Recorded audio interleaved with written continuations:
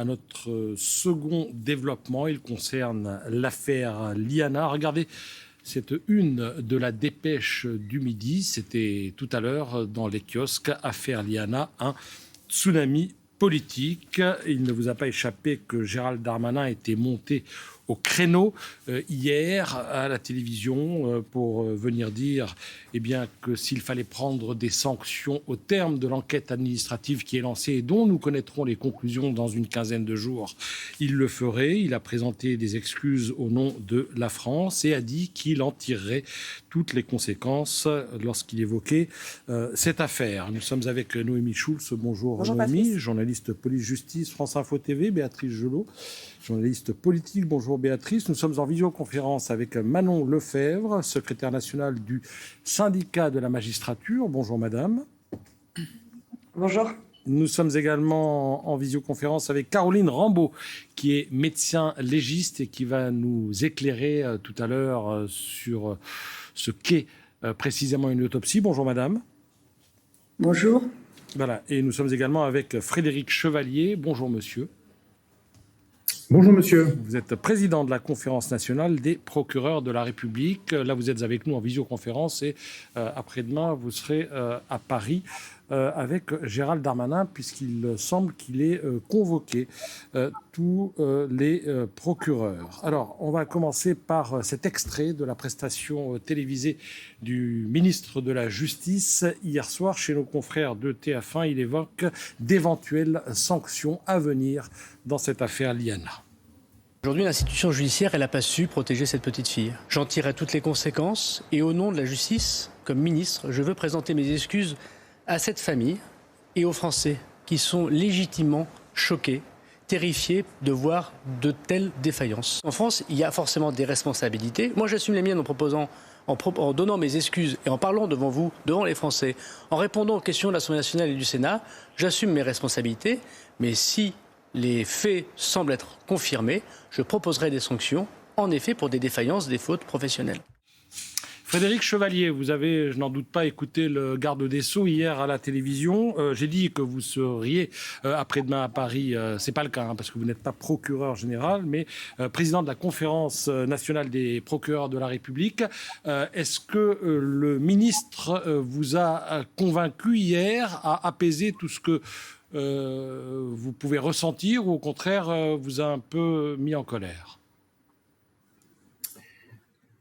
D'abord, il y a de l'émotion, monsieur, chez les procureurs de la République, comme dans la population française, à l'évocation de cette affaire. Ça, c'est un fait.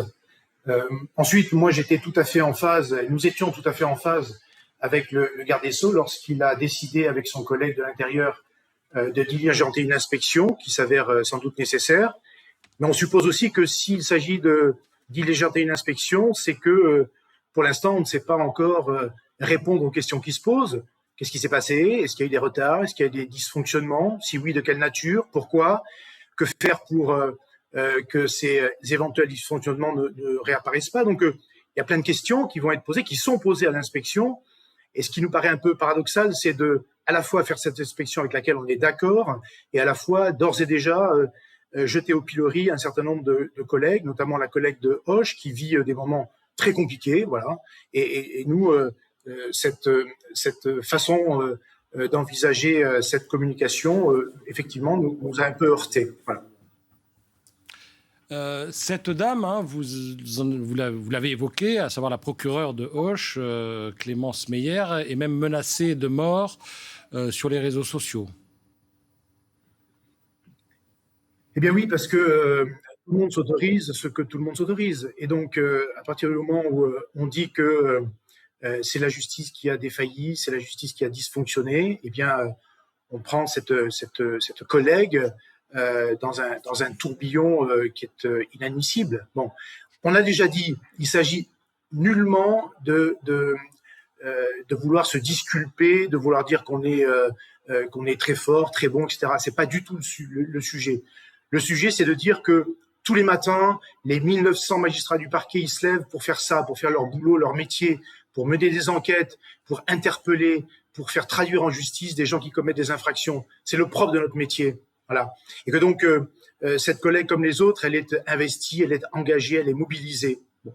Et donc, si l'inspection nous dit qu'effectivement, dans nos façons de faire les uns et les autres, parce que elles sont communes à l'ensemble des magistrats des parquets, si ça va pas, s'il y a une difficulté, il faudra revenir sur nos façons de faire. S'il doit y avoir effectivement une mise en cause, on verra ce que dira l'inspection, mais pour l'instant, nous voudrions que l'inspection puisse travailler en toute sérénité, et nous avons apprécié, par exemple, que le ministre de l'Intérieur ne mette pas déjà en cause des militaires de la gendarmerie, ne mette pas en cause des dysfonctionnements au sein de telle ou telle brigade, attendent sans doute, ça va être très rapide d'ailleurs, les conclusions des inspections. Question de Naomi Schulz pour vous, Monsieur Chevalier. On entend dans l'entourage du ministre de la Justice qu'il y a eu peut-être la non-application de consignes, les fameuses circulaires rédigées par Gérald Darmanin, avec les priorités à accorder, notamment la priorité dans la lutte contre le narcotrafic, mais aussi dans la lutte contre les violences faites aux personnes et notamment aux enfants. Vous, est-ce que vous avez envie de dire que évidemment que vous avez ça en tête et que les violences faites aux enfants font partie de vos priorités ? Madame Schulz, c'est pas une, c'est pas deux, c'est 119 dépêches et circulaires depuis janvier 2025 que les parquets ont reçues. Alors vous me direz, toutes ne se valent pas sans doute, toutes doivent être lues, toutes doivent être mises en application parce que c'est un principe qui gouverne notre fonction et notre métier. Nous sommes dans un lien hiérarchique avec le garde des Sceaux, ça ne pose aucune difficulté.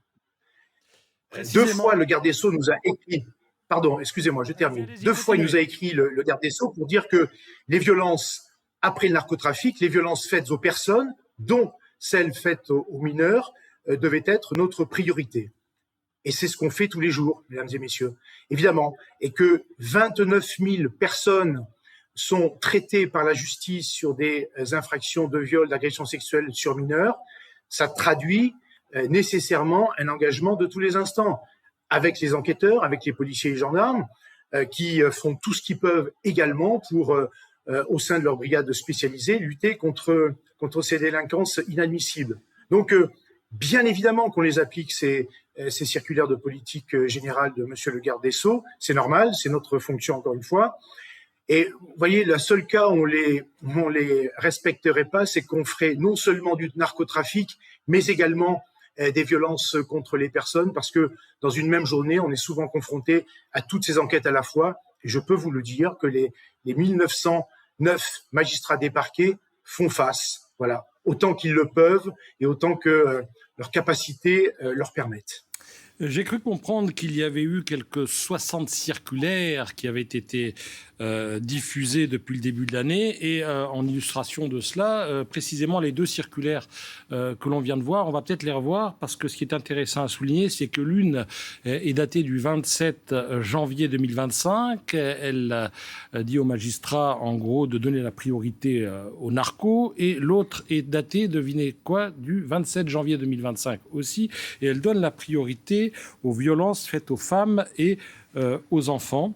Qu'est-ce que cela vous inspire, Manon Lefebvre, vous qui êtes secrétaire nationale du syndicat de la magistrature? Est-ce que vous diriez que quand tout est prioritaire ou quand il y a trop de priorités, finalement, à l'arrivée, plus rien n'est réellement prioritaire? C'est vrai que c'est intéressant là, de se pencher sur ces circulaires parce que la façon du garde des Sceaux de les présenter depuis hier était quand même assez malhonnête, puisque vous pouvez constater déjà cette priorité est mise au cœur d'autres priorités. Et comme l'a rappelé Monsieur le Président de la conférence des procureurs, ce n'est pas la seule circulaire que nous avons reçue en 2025. Depuis le début de l'année 2026, là aussi, de très nombreuses circulaires, et tout est urgence. Les violences dans les stades, les violences aux abords des écoles, les violences sexuelles sur les femmes, tout est une urgence. Et tout ça sans moyens supplémentaires, évidemment, sans moyens humains, sans moyens matériels.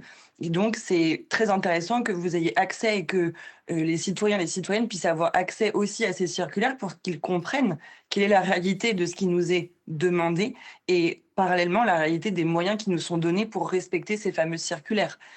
À ce stade, un bon nombre de ces circulaires, quand bien même on a toute la volonté du monde pour les appliquer, elles sont incantatoires. Je vous propose d'écouter Othman Nasrou, qui est un élu LR. Il y a des choses à corriger, dit-il. Mais est-ce qu'il y a aujourd'hui un fonctionnement de notre justice qui garantit que le maximum est fait pour que des individus soupçonnés d'être dangereux ne puissent pas passer à l'acte? Je crois que démonstration est faite qu'il y a en tout cas beaucoup de choses à corriger et à changer. Personne ne peut accepter qu'un individu qui a été mis en cause dans un certain nombre de plaintes, et une notamment très circonstanciée, avec un faisceau d'éléments concordants, ne soit même pas auditionné plus de 10 mois après des faits graves qui ont été signalés à la justice. Monsieur Nasrou a par ailleurs dit « Nous ne sommes pas sur une question de moyens, mais une question d'efficacité ». Est-ce que c'est quelque chose qui est audible pour l'univers de la justice, Noémie? L'efficacité. Oui, nous ne sommes pas sur une question de moyens, mais sur une question d'efficacité. En gros, vous avez assez de moyens. Oui, c'est aussi ce qu'a dit, Emmanuel Macron, qui a dit « Je ne veux pas qu'on me parle de moyens concernant cette affaire ». Je pense qu'il faut plutôt poser la question aux magistrats. Effectivement, on a vu que le budget de la justice avait énormément augmenté sous les quinquennats d'Emmanuel Macron, mais qu'on reste quand même très loin derrière en termes, par exemple, du nombre de magistrats, du nombre de procureurs. On est loin derrière les autres pays européens, avec, je crois, 3 procureurs pour 100 000 habitants en France, quand c'est 12 dans la moyenne des autres pays européens. Donc, c'est difficile. Évidemment, on attend les résultats de cette enquête administrative, et ce qu'on entend chez les magistrats, c'est il est peut-être un petit peu tôt pour parler de sanctions avant même de savoir ce que va dire cette enquête. Et ensuite, on ne peut pas faire comme si la question des moyens n'était pas un sujet, parce que on a aussi entendu dans l'entourage du ministre de la Justice que le parquet d'Auch avait le nombre de magistrats suffisant, 4 magistrats au parquet. On pourrait demander à Frédéric Chevalier si ça lui semble effectivement être un nombre qui permet de gérer le flux des demandes. Là, il est de permanence aujourd'hui au parquet de Chartres. Peut-être peut-on lui demander à quoi ressemble une permanence un week-end comme ça, un samedi un peu lambda. Et ensuite, et du coup j'ai perdu le fil on va lui poser la question. Mais auparavant, on va juste lui mettre un élément d'information qu'il connaît sans doute, mais c'est pour le public. Voilà, le nombre de magistrats pour 100 000 habitants en 2024. En moyenne, dans l'Union européenne, 21,9, 11,3 en France, 12,2 en Italie, 14 en Belgique, un peu plus de 24 en Allemagne. Vous allez me dire, Monsieur Chevalier, les chiffres parlent d'eux-mêmes? Oui, parce que là, vous parlez de magistrats, 11 magistrats, c'est les magistrats du siège et du parquet. Mais pour l'instant, si on fait un focus sur les procureurs, c'est 3. 3 pour 12, c'est ce que vient de dire Mme Schulz. Mais les histoires de moyens, je ne veux pas du tout qu'on en fasse, les procureurs ne veulent pas qu'on en fasse une excuse, quelle qu'elle soit. Voilà. Nous sommes grés à l'autorité politique d'avoir effectivement fait passer un budget d'à peu près 7 milliards en 2017 à aujourd'hui à 10 milliards et 700 millions. Bon, ça c'est vrai. Je dis aussi qu'au passage, il y a un peu plus de la moitié de ce budget qui part à la direction générale de l'administration pénitentiaire pour nos prisons, etc., et nos suivis de condamnés. Bon. Après, on nous a dit vous aurez plus 1500 magistrats. C'est vrai. Mais on nous dit aussi, attention, c'est 2027-2030. Donc, soyez patients, vous allez les avoir. Et pour l'instant, la traduction de ces plus 1500 magistrats dans nos juridictions, elle se traduit simplement par la résorption de la vacance. C'est-à-dire, on avait normalement 8 magistrats, on en avait que 7, maintenant on en a 8. Mais on n'en a pas 9. Bon. Je dis ça simplement pour refaire un constat que, oui, la justice, c'est l'ancien garde des Sceaux qui rappelait que nous partions d'une situation de clochardisation. Bon, donc c'est pas moi qui l'ai dit, c'est pas très joli, mais c'était sans doute la vérité que ce garde des Sceaux disait à cette époque-là. Alors on sort de cette ère de clochardisation, on est pour l'instant dans une ère plutôt de précarisation, mais on met tout en œuvre et l'idée c'est que nous soyons organisés. Et ça, moi de mon point de vue, l'organisation des parquets pour faire face aux violences sexuelles sur mineurs comme sur les autres violences d'ailleurs, c'est une organisation que le garde des Sceaux antérieur, Dupond-Moretti, avait saluée. Il y a une vraie grande circulaire de 14 pages exclusivement dédiée aux violences sur les mineurs. C'est celle du 28 mars 2023, une de plus. Celle-là, en 14 pages, elle nous expliquait exactement ce que le garde des Sceaux attendait dans nos organisations je peux vous dire, mais sans doute que l'inspection y reviendra, je pense qu'on a fait pas mal par rapport à cette circulaire. Et dans cette circulaire, vous verrez dans la page 5, puisque maintenant tout le monde lit les circulaires du garde des Sceaux, en page 5, le garde des Sceaux Dupond-Moretti disait qu'il reprenait ce que des parquets en territoire faisaient parce que ça lui paraissait des pratiques extrêmement pertinentes et efficaces. Et les parquets, ils ont toujours su, vous savez, s'adapter, innover avec les moyens qui leur sont donnés, que je ne commente pas, mais nous, on a un devoir d'optimisation des moyens. Alors oui, on a plus de moyens, c'est une trajectoire vers laquelle il faut aller, mais ça en demandera encore plus, sans doute. Et en tous les cas, avec les moyens qui nous sont donnés par notre nation, on fait tous les jours du mieux qu'on peut. Merci, Monsieur Chevalier. Je voudrais qu'on s'attarde maintenant sur ce qui se passe concrètement sur le terrain du côté des enquêteurs avec l'aspect légiste de l'affaire. Je précise que Liana a été identifiée, cette collégienne de 11 ans qui avait disparu le 29 mai, mais maintenant les enquêteurs procèdent à l'autopsie. Et là, je me tourne vers vous, Caroline Rambaud, parce qu'on a cru comprendre que cette autopsie allait prendre un petit peu plus de temps que prévu. Je rappelle que l'autopsie doit nous permettre de déterminer pour quelles raisons la petite Liana est morte. Est-ce qu'on saura à un moment ou à un autre? Ou est-ce qu'il est possible que nous ne sachions pas de quoi elle est décédée? Tout est possible, mais en tout état de cause, il est très certain qu'on arrivera quand même à déterminer les causes de la mort. Même si pour l'instant on n'est pas complètement fixé, on sait quand même qu'il n'y a pas eu de gros traumatisme, il n'y a pas eu de choc à la tête, il n'y a pas eu de fracture, il n'y a pas eu de blessure par arme blanche ni par arme à feu. On a quand même déjà un certain nombre d'éléments qui sont importants.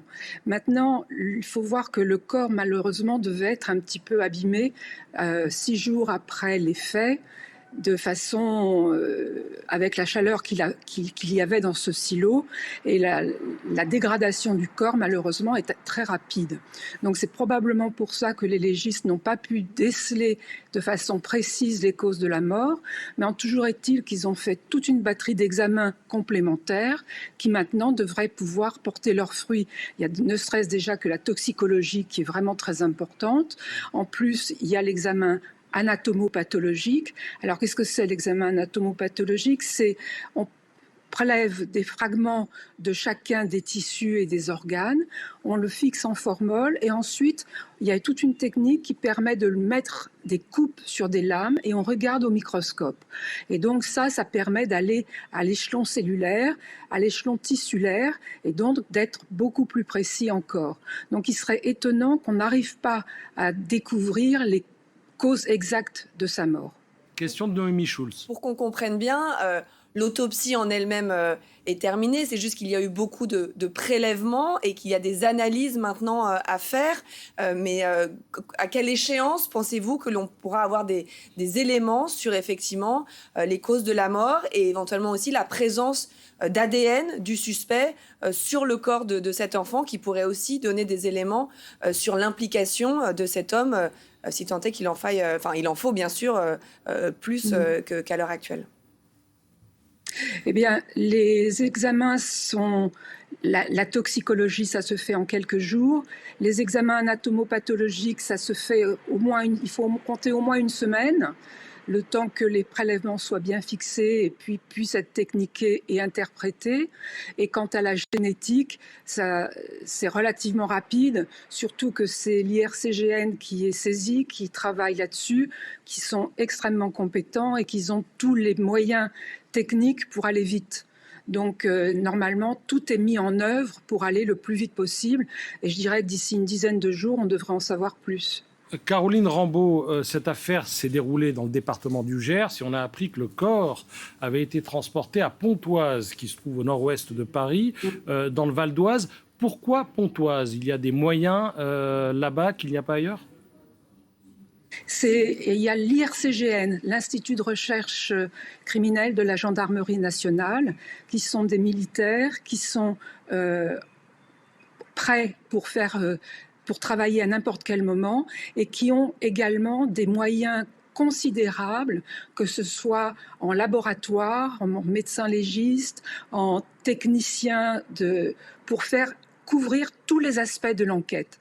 Donc il est logique que quand on a une affaire qui est aussi grave et compliquée que celle de Liana, on mette tout en œuvre pour pouvoir aller au plus près des choses et mieux comprendre.